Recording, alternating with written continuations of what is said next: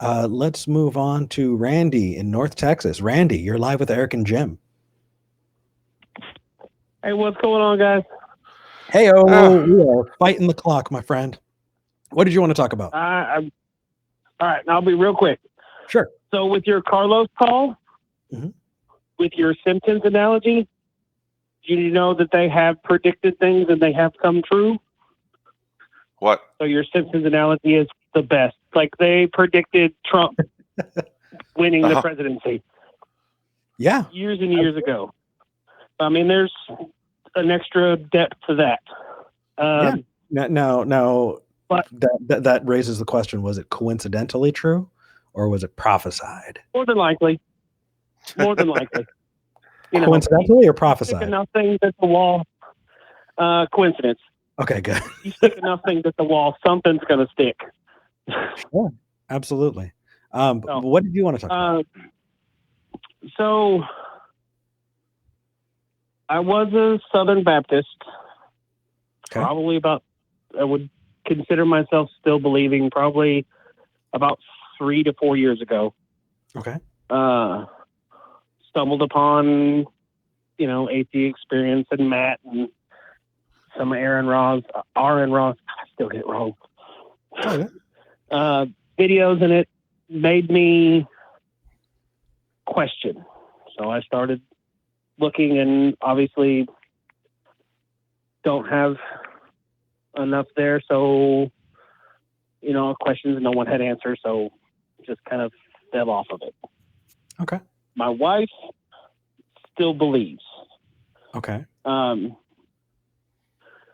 To the point where I wouldn't say she's necessarily practicing, like she doesn't go to church. We don't go, the family doesn't go, the whole 9 yards. But we have a 5-year-old, well, he's 5 now.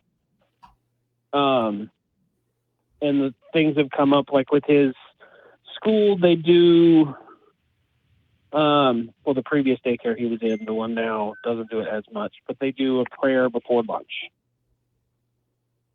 Mm-hmm. And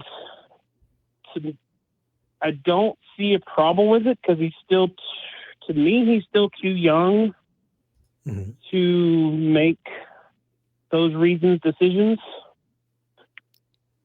But I was wondering what y'all thought of, or I guess resources when he starts getting older and has those questions between the two of us.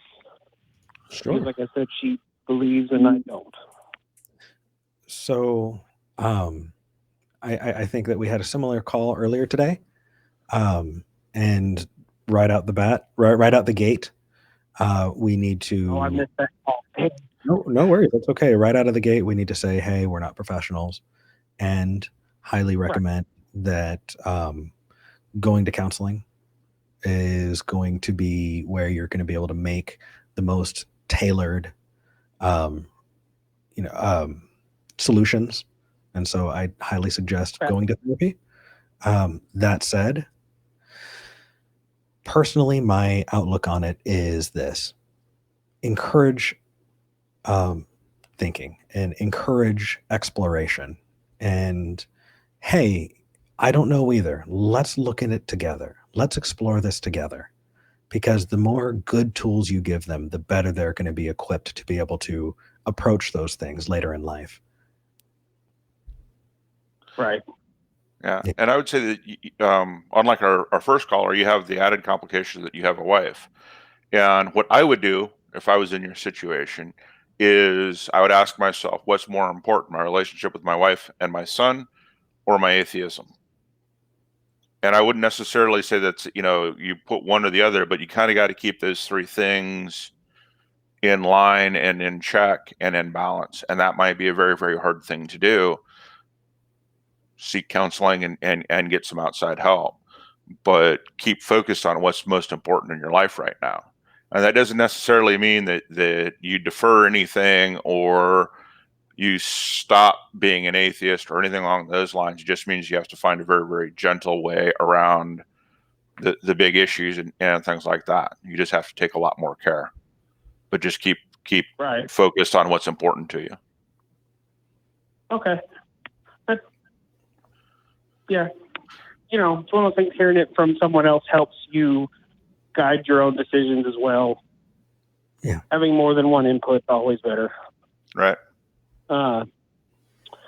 In that vein, and on your lovely caller earlier with the life after death and when you're gone, you're gone.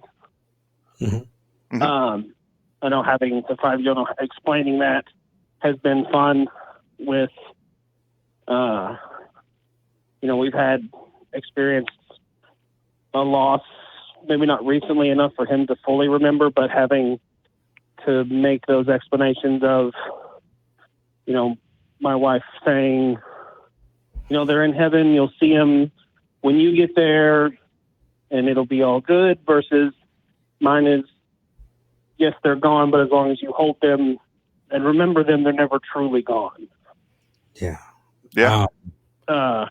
That's something that is going to be unique to each couple, and that's something that I highly suggest that you work together with your wife on when it comes to co-parenting. And right. Getting help is the best suggestion I got. But we're almost out of time. I really do hope that helps. It does. And I have one more quick one, real quick. I don't have the time. I've got to take another person. I'm sorry. Take care, my man. Oh, you got it. Take it easy, boss. Take it easy, Randy.